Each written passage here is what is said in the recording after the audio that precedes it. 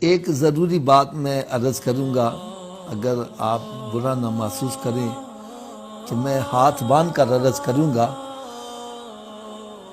کہ کچھ ایسے افراد ہیں جو روزہ تو رکھ لیتے ہیں لیکن سارا دن گیمیں کھیل رہے ہیں، تاش کی گڈی لے کے بیٹھے ہوئے ہیں اور فلمیں ڈرامے دیکھ رہے ہیں۔ اگر پوچھو تو یار یہ کیا کر رہے ہو؟ کہتا جی میں روزہ نبھا رہا ہوں۔ میں نے کہا تو روزہ نبھا نہیں رہا، روزے کا بیڑا غرق کر رہا ہے۔ یار روزہ رکھوانے کا مقصد کیا ہے؟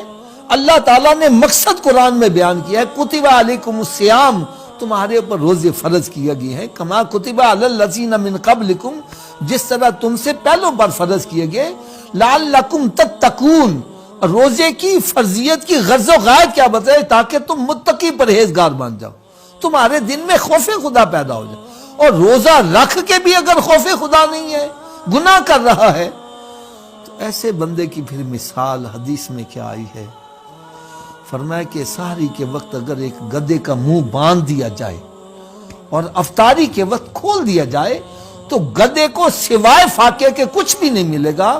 فرمایا اسی طرح وہ بندہ جو روزہ تو رکھ لیتا ہے، نہ نماز پڑھ رہا ہے، نہ حرام سے بچ رہا ہے، نہ بدکاری سے بچ رہا ہے، ایسا بندہ یہ سمجھے کہ وہ گدھے کی طرح اس کا منہ باندھ دیا ہے، افطاری کا وقت کھول دیا ہے، اب اس کو سوائے فاقے کے کچھ بھی نہیں ملے گا۔ روزے کا مقصد یہ ہے کہ ہمارا تعلق رب تعالیٰ سے جڑ جائے، ہمارے دل میں خوف خدا پیدا ہو۔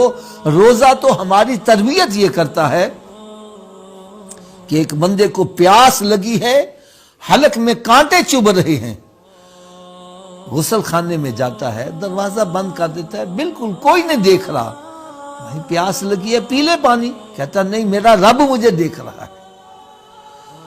میں کہتا ہوں دور نہ جاؤ یار،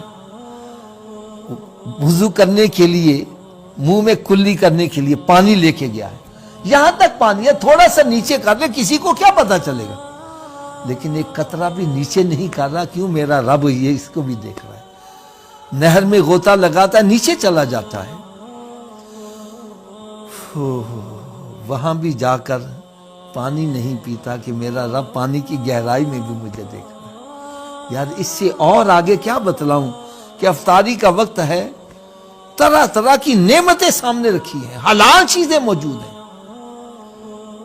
اور بھوک بھی لگی ہے، پیاس بھی لگی ہے، کھا نہیں رہا۔ بھائی کیوں نہیں کھاتا؟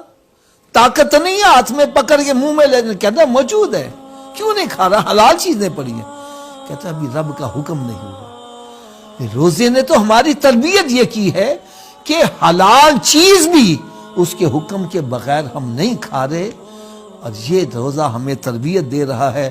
اور ہم روزہ رکھ کے تو غلط کام کریں، اپنا وقت ضائع کریں، تو یہ بڑے افسوس کی بات ہے۔ ہمیں روزہ رکھنے کے بعد قرآن پاک کی تلاوت، درود و سلام پڑھنا، ذکر اذکار کرنا، قرآن پاک کی تفسیر ہو، اسلامی کتابیں ہوں، اپنی زندگی کی قضا نمازیں ادا کریں، نوافل پڑھیں، یہ ہے روزہ نبھانے کا طریقہ۔ یہ نہیں کہ گیمیں لے کے بیٹھا ہوا ہے اور سارا دن نہ نماز کی پرواہ ہے اور نہ کوئی اور بات کی پرواہ ہے۔ یہ روزہ نبھانا نہیں ہے، روزے کا بیڑا غرق کرنا ہے۔ اللہ تعالی ہم سب کو سمجھنے کی اور عمل کرنے کی توفیق دے۔ اس ویڈیو کو شیئر ضرور کیجئے، ہو سکتا ہے آپ کے ایک شیئر سے یہ بات کسی کے دل میں اتر جائے۔ جزاک اللہ۔